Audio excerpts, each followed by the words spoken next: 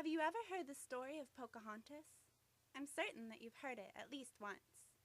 But which of the stories that bears her namesake is it that you know? Do you know the Disney version of Pocahontas? And have you seen its sequel, Pocahontas 2? Or are you more familiar with Terrence Malick's representation of Pocahontas in his film The New World?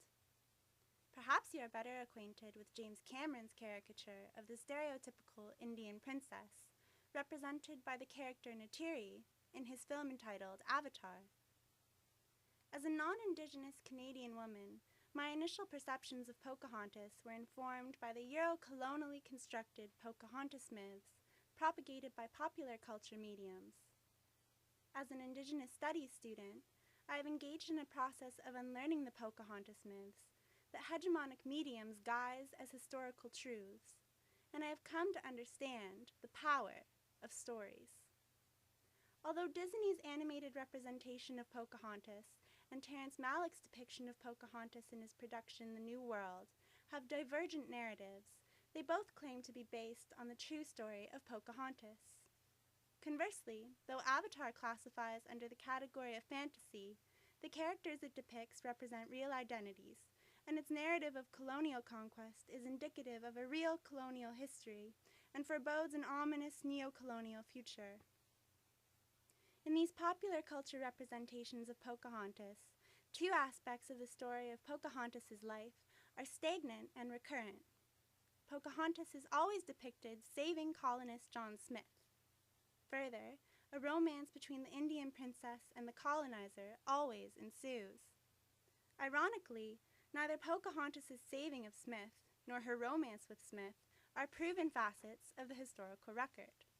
In fact, both primary source colonists' records, as well as the traditional Mattaponi sacred oral history of Pocahontas preserved by Pocahontas' matrilineal descendants, function to emphatically disprove the myth that Pocahontas was ever romantically involved with Smith.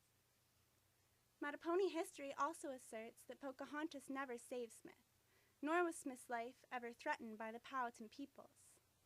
Surprisingly, most contemporary Eurocentric historians also doubt that Pocahontas saved Smith, and discredit the accuracy of Smith's incongruent historical accounts of Jamestown.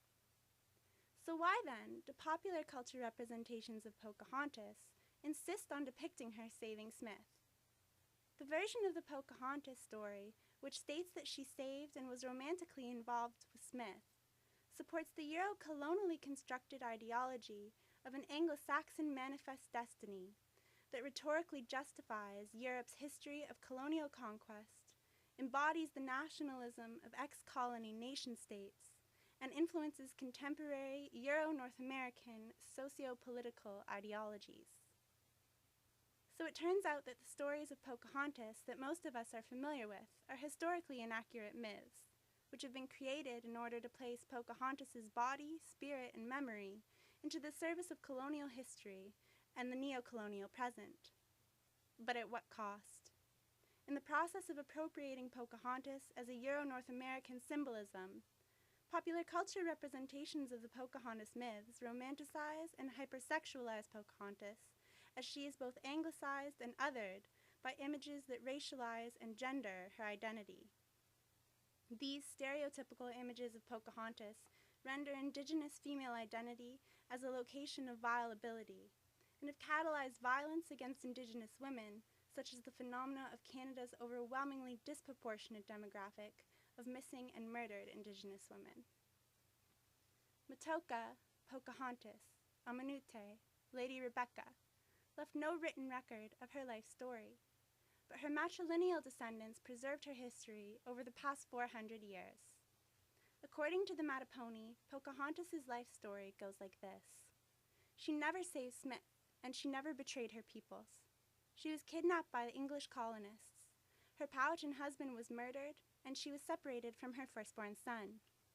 Devoid of agency, Pocahontas was anglicized and Christianized. She was raped by a colonist, impregnated, and later gave birth out of wedlock to her second son, Thomas Rolfe.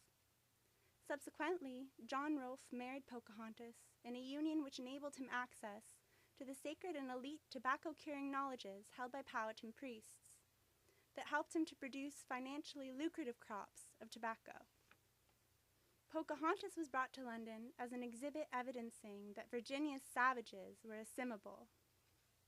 Mattaponi history contends that on the return trip from London, Pocahontas was murdered by means of poison administered to her by English colonists. Euro-colonialists and their descendants have motive to skew the truth about Pocahontas' history. Conversely, Mattaponi's sacred oral history is not biased by the Euro-colonial gaze, and Mattaponi historians have a vested interest in preserving and disseminating the accurate history of the atrocities that their ancestors suffered as colonized peoples.